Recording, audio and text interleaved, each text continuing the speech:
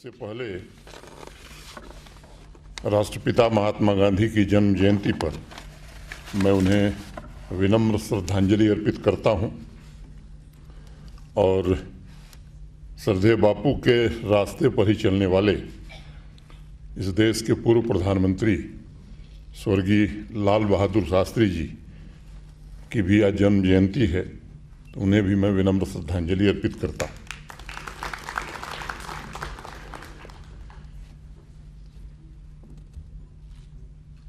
दो नए कार्यक्रम जम्मू कश्मीर में प्रारंभ हुए। 2020 में जब हम लोगों ने तय किया कि शिक्षक दिवस भी मनाया जाएगा,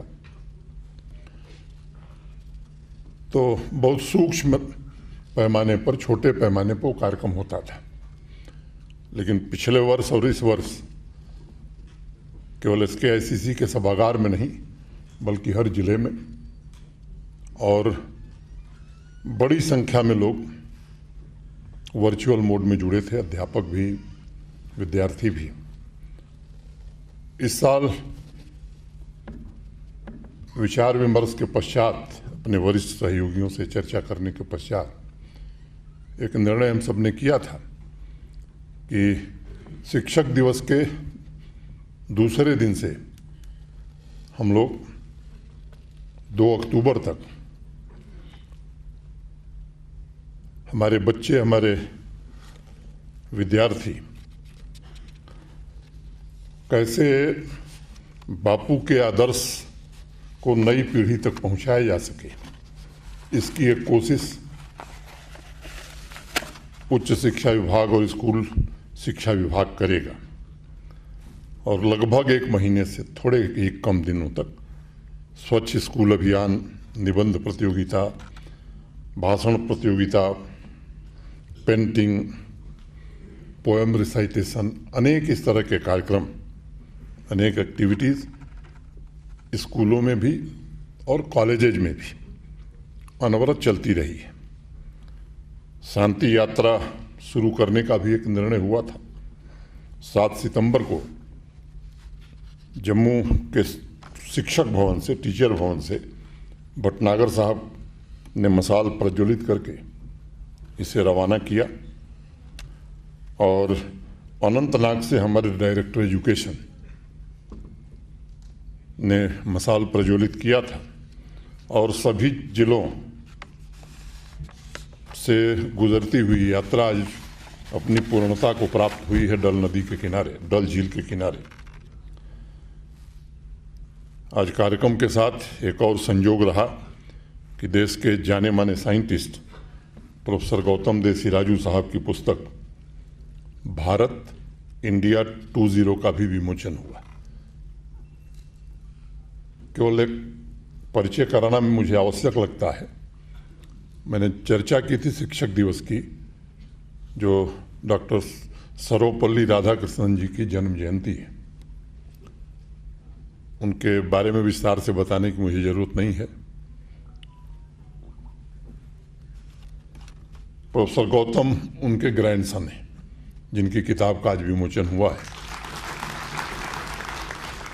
मैं अपनी ओर से, जम्मू कश्मीर प्रशासन की ओर से राजीव बोरा साहब का और गौतम देसीराजू साहब का हृदय से स्वागत करता हूं और आभार भी व्यक्त करता हूं कि अल्प समय के निवेदन पर आप सब यहाँ आए, संबोधित किया लोगों को। अब प्रोफेसर साहब साइंस की दुनिया से अलग हटकर संविधान और भारत के सभ्यतागत विजन पर इस पुस्तक पर उन्होंने प्रकाश डाला है। मैं इस पुस्तक के लिए उन्हें ढेर सारी शुभकामनाएं देता हूं।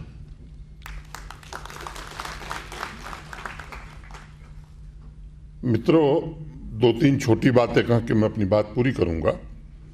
गांधी जी की मां ने उन्हें बचपन में एक सलाह दी थी और कहा था गांधी जी से कि बेटा, अगर तुम अपने पूरे जीवन में किसी की जिंदगी बचा सकते हो और उसकी जिंदगी बेहतर बना सकते हो, तो समझ लेना कि तुम्हारा इंसान के रूप में जन्म लेना सफल हो गया। और बापू ने अपनी मां की कही हुई बात का पूरे जीवन पर्यंत पालन किया। अपने विचारों से दर्शन और कर्म का मूल आधार उनकी मदर की जो बात थी, उनकी मां की जो बात थी, यही रहा। बापू का जीवन हो, कार्य हो, व्यवहार हो, उनका त्याग हो, सत्य, अहिंसा, निष्काम सेवा, प्रेम और सहिष्णुता के दर्शन और उसकी प्रेरणा जन जन तक पहुँचे, इसका प्रयास हमारे बच्चों ने, अध्यापकों ने बहुत ही प्रशंसनीय ढंग से किया है। मैं सभी शिक्षकों, शिक्षा विभाग, स्कूल शिक्षा विभाग और हायर एजुकेशन और बच्चों को विशेष रूप से धन्यवाद देता हूं, उनके प्रति आभार व्यक्त करता हूं कि गांधी जी के व्यवहारिक पक्ष को नई पीढ़ी को कैसे अवगत कराया जाए, इसका एक अनूठा प्रयास प्रारंभ हुआ है। मुझे लगता है कि मेरी राय से आप सहमत होंगे कि अगर हम वैश्विक परिवर्तन और सामाजिक व्यवस्था के संदर्भ में देखते हैं तो गांधी जी के विचार ही हमारे सामने सभी चुनौतियों का समाधान प्रस्तुत करते हैं। देश को आज़ादी मिलने के बाद जब उथल पुथल का दौर था तो 29 दिसंबर 1947 को गांधी जी ने कहा, और मैं उद्धृत करना चाहूँगा और आपसे अर्ज करूँगा कि थोड़ा इस पर गौर फरमाइए। मैं प्रार्थना करता हूँ कि इस अंधकार में जम्मू कश्मीर एक सितारा बनकर देश को रोशनी दिखाएगा। ये 29 दिसंबर 1947 को बापू ने उस समय बात कही थी। एकता, भाईचारे और सामाजिक समरसता के दृष्टिकोण से गांधी जी को जम्मू कश्मीर में आशा की किरण उस समय दिखाई पड़ी थी। इसलिए हम सभी को ये समझना आवश्यक है कि उनकी प्रार्थना, जैसा अभी बोरा साहब ने बताया, किसी धर्म विशेष के लिए नहीं है। उनकी प्रार्थना हिंदू, मुस्लिम, सिख, ईसाई सबके लिए है। कुछ लोग इसको राजनीतिक रंग देने की कोशिश कर रहे हैं, उनसे मैं विनम्रतापूर्वक कहना चाहता हूं कि बापू को विवाद में ला करके आपको कोई राजनीतिक लाभ मिलेगा, इसकी कल्पना भी मत करिए। 1947 में श्रीनगर और जम्मू दोनों शहरों में बापू ने प्रवास किया था। दोनों शहरों में प्रार्थना सभा हुई थी।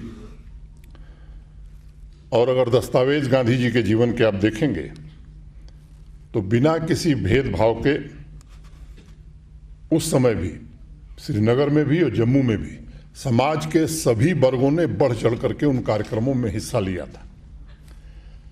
और ये बात आज मैं दोहराना चाहता हूं कि बापू किसी धर्म के नहीं है। अगर ये कहा जाए कि बापू संपूर्ण मानवता के कल्याणकारक हैं तो शायद कोई गलत बात मैं नहीं कह रहा हूं, इसको आज सब लोग मानते हैं। जब राष्ट्रपिता पिता की प्रिय प्रार्थना बच्चों के मन से, बाल मन से निकलती है तो वो निश्चित रूप से पवित्र और निश्चल होती है। यही हमारे ऐतिहासिक चिंतन और उदात्त संस्कृति की पहचान भी है और संपूर्ण समाज की जिम्मेदारी है कि बापू के आदर्शों को, खास तौर से मैं शिक्षा विभाग से जुड़े लोगों से विनम्रतापूर्वक ये अनुरोध करना चाहूँगा कि बापू के आदर्शों को जितना अधिक से अधिक हम लोगों तक पहुँचा सकें। मैं समझता हूँ जम्मू कश्मीर का, देश का और दुनिया का उतना भला हम कर पाएंगे। अनेक लोगों ने बापू के बारे में अनेक बातें कही हैं। अगर मैं सही हूँ तो दुनिया में किसी एक व्यक्ति पर इतनी पुस्तक नहीं लिखी गई है जितनी अकेले महात्मा गांधी पर लिखी गई है। आइंस्टाइन जब गांधी जी 75 वर्ष के हुए 2 अक्टूबर 1944 में, तो अल्बर्ट आइंस्टाइन ने गांधी जी के लिए 4-5 लाइनें लिखी थी मैं उसे उद्धृत करना चाहूँगा। A leader of his people, unsupported by any outward authority, a politician whose success rests not upon craft,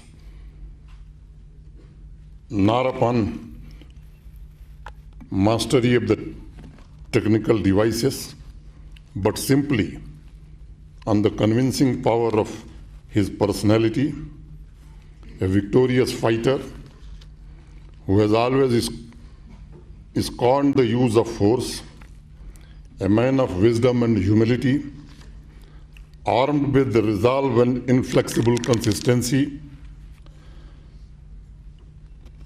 who has devoted all his strength to the uplifting of his people and the betterment of their lot. A man who has confronted the brutality of Europe with the dignity of the simple human being and thus at all times superior. और अंत में जो दो लाइनें कहीं Einstein ने, उसे मैं दोहराना चाहूँगा। Generations to come, it may be, will scarce believe that such a one as this ever in flesh and blood walked upon this earth.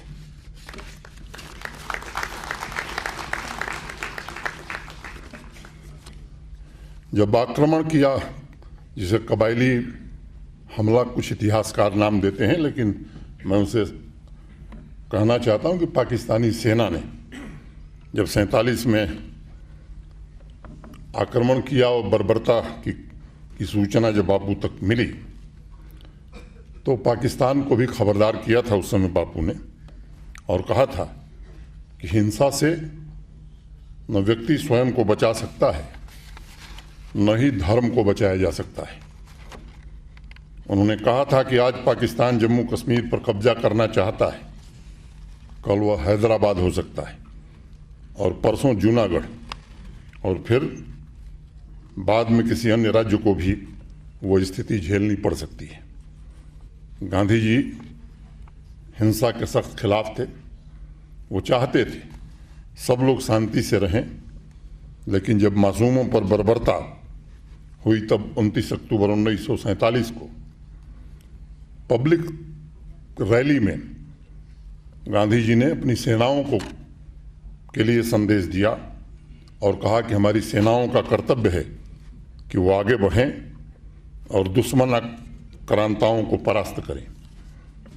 ठीक 2 दिन बाद 31 अक्टूबर 1947 को जब जम्मू कश्मीर के लोगों पर पाकिस्तान द्वारा ढाए गए अत्याचार का जिक्र करते हुए प्रार्थना सभा में बापू ने कहा था कि जम्मू कश्मीर के निवासी बहादुर हैं और सभी समुदायों में एकता की भावना आज जम्मू कश्मीर में काम कर रही है। मित्रों, गांधी जी जम्मू कश्मीर में अमन और तरक्की दोनों देखना चाहते थे। राष्ट्र तथा जनसेवा के लिए समर्पित उनका जीवन इस बात की मिसाल है कि इंसान स्वयं को निष्काम सेवा के लिए अर्पित करे तो बड़े से बड़ा लक्ष्य भी प्राप्त किया जा सकता है। जो हमारी युवा पीढ़ी है, हमारे बच्चे हैं, नई पीढ़ी है, उनको ये समझना आवश्यक है कि आपके संकल्प, आपके लक्ष्य को पूरा करने के लिए माध्यम भी पवित्र होना चाहिए और कर्मों में समाज की भलाई निहित होनी चाहिए। प्रोफेसर गौतम देसराजू ने अपनी किताब में सिविलाइजेशन स्टेट का जिक्र किया है। हिंदुस्तान की सभ्यता विश्व में प्राचीनतम है। एक जमाना था जब विश्व हमें सोने की चिड़िया कहा करता था। सांस्कृतिक और आध्यात्मिक दृष्टिकोण से देखें तो हिंदुस्तान ने विश्व को सामाजिक व्यवस्था के अनेक सूत्र दिए हैं। वसुधैव कुटुंबकम बहुत प्रचलित है। एकम सत विप्रा बहुधा वदंती, ये हमारे देश के अत्यंत विशाल हृदय और चिंतन को रिफ्लेक्ट करता है।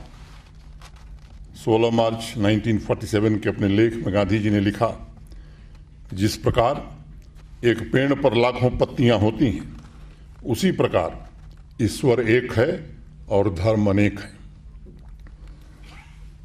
बापू का सपना समाज के हर एक वर्ग का विकास और गांवों का विशेष रूप से उत्थान था। उनके पत्रों में, भाषणों में बेहतर सामाजिक व्यवस्था, सुसंस्कृति की झलक भी मिलती है। नई पीढ़ी को यह समझने की आवश्यकता है कि बापू के सपनों का जम्मू कश्मीर कैसा होता है। एकता और शांति स्थापित करना, मैं समझता हूं, जम्मू कश्मीर को विकास के रास्ते पर ले जाना। आज अगर हम ये संकल्प लेते हैं तो बापू को सही श्रद्धांजलि यही होगी। बापू ने लिखा था कि असहिष्णुता अपने आप में एक प्रकार की हिंसा है और यह सच्ची लोकतांत्रिक आत्मा के विकास में भी बाधक है। नई पीढ़ी को यह जानना आवश्यक है कि अहिंसा, सत्याग्रह और सविनय अवज्ञा को टूल्स की तरह इस्तेमाल करके बापू ने ब्रिटिश साम्राज्यवाद को समाप्त किया था। एक सभ्य समाज में हिंसा के लिए कोई स्थान नहीं हो सकता। और खास तौर से जो लोग रास्ता भटक गए हैं, नौजवानों से मैं कहना चाहता हूं, कुछ लोग हैं जो नौजवानों को बरगलाने की लगातार कोशिश कर रहे हैं। मैं उनसे कहना चाहता हूं कि समाज हिंसा से दुर्बल होता है, समाज हिंसा से बिखरता है और इसलिए मैं सभी नौजवानों से आग्रह करना चाहता हूं कि बापू के जीवन से प्रेरणा लेकर समृद्ध जम्मू कश्मीर के निर्माण में हम सबको जुटने की आवश्यकता है। हर एक युवा ऊर्जा सृजन के लिए समर्पित हो, हर एक युवा समाज की बुराई को समाप्त करने के लिए अपना योगदान दे। आज हमें ये संकल्प लेने की आवश्यकता है। प्रशासन की तरफ से हम कोशिश कर रहे हैं, युवाओं को अवसर उपलब्ध हो, संसाधनों की कठिनाई न हो, ताकि यहाँ के युवा, यहाँ के यूथ अपने संकल्पों को पूरा कर सकें। आज हम सभी को और विशेष रूप से हमारी नई पीढ़ी, न्यू जनरेशन को ये समझने की ज़रूरत है कि अगर पूरी दुनिया में हम परिवर्तन देखना चाहते हैं तो उसका भी मार्ग बापू ने ही सिखाया था और उन्होंने कहा था, स्वयं को बदलो। परिवर्तन, जिसे अंग्रेजी में आप चेंज कहते हैं, यह प्रथम पुरुष एक वचन का शब्द है, फर्स्ट पर्सन सिंगुलर नंबर आई। जहां भी परिवर्तन हुआ है या जो लोग परिवर्तन के वाहक रहे, उन्होंने खुद को बदला है, खुद को एक आदर्श के रूप में स्थापित किया है, उनसे लोगों ने प्रेरणा ली है। मैं समझता हूं कि बापू का जो रास्ता है, उस रास्ते पर जितनी अधिक से अधिक संख्या में हम आगे बढ़ सकेंगे। अभी मेहता जी ने कहा कि 1 साल, बापू को 1 साल में समझा भी नहीं जा सकता है। जीवन लग गया बहुत लोगों का, लेकिन पूरी तरह बापू को नहीं समझ पाए। मुझे लगता है कि इस अभियान को हमें अनवरत चलाते रहना है, तभी ये मुकुटमणि फिर से अपने गौरव को प्राप्त कर सकेगा। और मैं आश्वस्त हूं कि महात्मा गांधी के बताए रास्ते पर ही जम्मू कश्मीर को आगे चल करके वो कीर्ति पताका फहराने का अवसर मिल सकता है जो गौरव जम्मू कश्मीर का रहा। हमारे भीतर का परिवर्तन समाज को गतिशील बनाता है और 21वीं सदी के आत्मनिर्भर भारत के लिए आवश्यक है कि नई पीढ़ी के लिए जो गांधी का रास्ता है वही कल्याण पथ है। स्वराज से शाब्दिक अर्थ पर जाने की जरूरत नहीं है। मैं समझता हूं कि एक ऐसे समाज से गांधी जी का वो मतलब था जो अपने मूल्यों को संरक्षित रखते हुए सफलता के नए कीर्तिमान स्थापित कर सके। और 1924 में यंग इंडिया के एक लेख में गांधी जी ने लिखा भी कि स्वराज से मेरा आशय अपनी सभ्यता की पहचान को अक्षुण्ण रखना है। मैं कई नई बातें लिखना चाहता हूं, किंतु वह सभी बातें भारतीय स्लेट पर ही लिखी जाएंगी। ये बात हमें बराबर अपने ध्यान में रखने की जरूरत है। गांधी जी के उन्हीं मूल्यों और आदर्शों पर चलते हुए हमें आगे बढ़ना है। अभी इकॉनमी की बात हुई है, मैं समझता हूं कि भारत के लिए गौरव का क्षण है कि आज दुनिया की 5वीं बड़ी अर्थव्यवस्था हम बन सकें।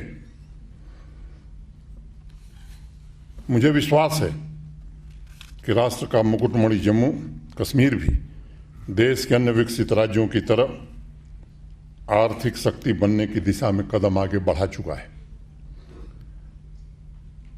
खासतौर से अगस्त 2019 के बाद जम्मू कश्मीर में भेदभाव की व्यवस्था को समाप्त करके सामाजिक न्याय और सामाजिक समता का बीज बोने का प्रयास हुआ है।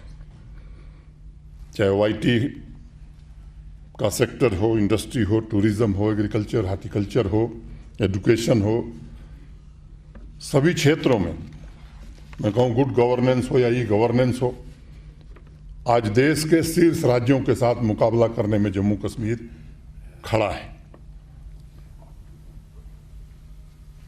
लोगों को सामाजिक न्याय मिले, ये कोशिश भी की जा रही है। चाहे वो वंचित वर्ग के लोग हों, हमारे आदिवासी बहन भाई हों, संविधान ने जो उनको अधिकार दिया था, किन्हीं कारणों से जम्मू कश्मीर में वंचित रहते थे, उन्हें भी अब अधिकार संपन्न बनाया गया है। किसान हो, नौजवान हो, हमारी बहनें हों, उनको सशक्त बनाने की लगातार कोशिश की जा रही है।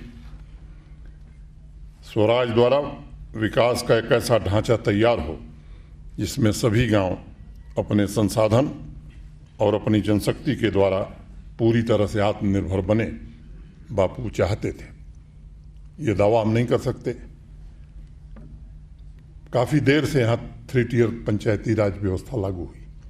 मैं कहूँ कि देश में सबसे लेट लागू हुई, लेकिन आज मैं बात कह सकता हूँ कि देश के किसी राज्य ने आर्थिक रूप से और प्रशासनिक रूप से अपने चुने हुए प्रतिनिधियों को अधिकार संपन्न नहीं बनाया है जितना जम्मू कश्मीर प्रशासन ने पिछले 2 वर्षों में बनाने का काम किया है। डिस्ट्रिक्ट अपेक्स का बजट, कोई ऐसा जिला नहीं है जिसका बजट 2.5 गुना 3 गुना न बढ़ गया, और शायद हम अकेले ऐसे यूटी हैं या राज्य हैं कि डिस्ट्रिक्ट अपेक्स का बजट चुने हुए प्रतिनिधि PRIs के मेंबर बैठ करके बना रहे हैं। ये व्यवस्था मैं समझता हूं कि कारगर व्यवस्था है और इसके कारण अधिक संख्या में हम प्रोजेक्ट भी पूरे कर पा रहे हैं। दूर दराज के ग्रामीण इलाकों में विकास की किरण पहुंचे, ऐसी नीतियां बनाई गई हैं। विकास समावेशी हो और उसका लाभ समाज के सभी वर्गों तक पहुंचे, इसकी कोशिश की जा रही है। दशकों से कई ऐसे गांव थे जो सामाजिक आर्थिक विकास की मुख्य धारा से नहीं जुड़े थे, वो हमारी प्राथमिकता के गांव बने। इस अवसर पर मैं आप सभी से एक और प्रार्थना करना चाहता हूं। अपने कर्तव्यों के निर्वहन का भी हमें विशेष रूप से ध्यान देना होगा।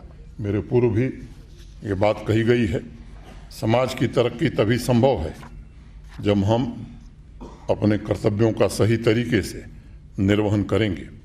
संपूर्ण गांधी वांग्मय में गांधी जी का एक भाषण है जिसमें उन्होंने कहा था कि धर्म का असली मर्म कर्तव्य शब्द में निहित है, न कि अधिकार शब्द में।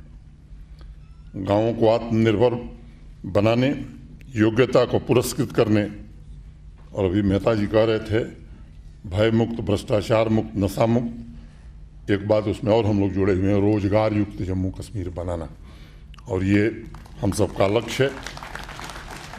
मैं आप सभी नौजवान बहनों भाइयों से निवेदन करना चाहता हूं कि काफ़ी बर्बादी हो चुकी है, 2 पीढ़ियां निकल गई हैं, दुनिया आज कहाँ पहुंच गई है।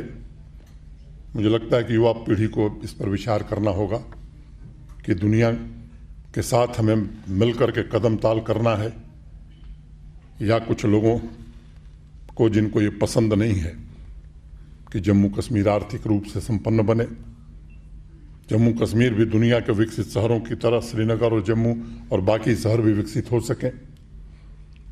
कुछ लोगों को ये बात पच नहीं रही है कि देश में सबसे ज़्यादा टूरिस्ट 25 साल में सबसे ज़्यादा टूरिस्ट जम्मू कश्मीर में क्यों आ रहा है। मैं आप सबसे निवेदन करना चाहता हूं कि इन साजिशों को समझने की जरूरत है। शिक्षा के संदर्भ में भी बापू ने जो काम किया, कई बार कुछ लोग भ्रम फैलाते हैं कि विज्ञान और तकनीक के खिलाफ थे गांधी जी। उन्होंने गांधी को पढ़ा नहीं है। उस जमाने में महिला पॉलिटेक्निक बनाई थी उन्होंने, उस जमाने में विश्वविद्यालय बनाने का काम किया था। और दक्षिण अफ्रीका से लौटने के बाद जो पहला उनका सार्वजनिक कार्यक्रम हुआ वो काशी हिंदू विश्वविद्यालय का स्थापना स्थल था। और मुगलसराय रेलवे स्टेशन से पैदल जब गांधी जी चले थे तो पूर्वज हम लोगों के बताते हैं कि वैसा जन सैलाब हम लोगों ने देखा नहीं था।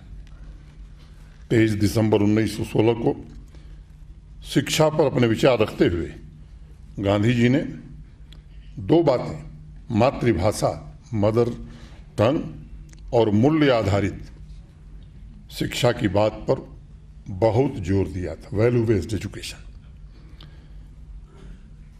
और उन्होंने कहा कि यह उस शिक्षा प्रणाली का परिणाम है कि हजारों वर्षों से अनेक प्रकार के आघात सहने के बावजूद भारतीय सभ्यता जीवित रही है। जबकि यूनान हो, रोम हो, मिस्र हो, सबकी सभ्यताएं लुप्त हो गईं, मिट गईं। पाठ्यक्रम से अलग हटकर बच्चों की शिक्षा का विचार गांधी जी ने उस समय दिया था। 23 जून 1917 को अहमदाबाद के स्कूल के अध्यापकों से बातचीत करते हुए गांधी जी ने सिलेबस से अलग हटकर पढ़ाई और वोकेशनल ट्रेनिंग का सुझाव 1917 में गांधी दे रहे हैं। स्कूल को कैसे मॉडल स्कूल बनाया जा सकता है, इस पर विचार दे रहे हैं। राष्ट्रीय शिक्षा नीति में इन सब बातों का समावेश किया गया है। सिलेबस से अलग हट करके बच्चों के साइंटिफिक टेम्पर और क्यूरियोसिटी को कैसे जागृत किया जाए। बापू के आदर्शों, उनके विजन पर 1 महीने का जो ये अभियान चला है सभी स्कूलों में, उसका उनका दर्शन और उनके विचार बच्चों तक लगातार पहुँचे हैं। मैं मानता हूँ कि इसके कारण ये हमारे बच्चे जिम्मेदार और संवेदनशील नागरिक बनकर जम्मू कश्मीर को भी आगे बढ़ाएंगे और भारत को भी आगे बढ़ाएंगे। आज देश और दुनिया में जम्मू कश्मीर की नई पहचान स्थापित हो रही है। मैं मानता हूं कि हमारा स्वर्णिम भविष्य गांधी के आदर्शों में ही निहित है। जम्मू कश्मीर में हमें कैसी सामाजिक व्यवस्था स्थापित हमें करनी है जो बापू के विचारों, भारतीय संस्कृति के सर्वोत्तम मूल्यों के साथ संपूर्ण समाज में भाईचारा कायम करे और इस जम्मू कश्मीर को तरक्की के उच्च शिखर पर ले जाए। मैं एक बार पुनः पूज्य बापू को सत सत नमन करता हूं और हमारे नौजवान बच्चों को विशेष रूप से हृदय की गहराइयों से उनके उज्जवल भविष्य की शुभकामना देता हूं। डॉक्टर साहब और बोरा साहब का विशेष रूप से मैं आभार व्यक्त करता हूं। इतनी ही बात कह के आप सबके प्रति हृदय से कृतज्ञता ज्ञापित करते हुए मैं अपनी बात यहीं पूरी करता हूं। धन्यवाद।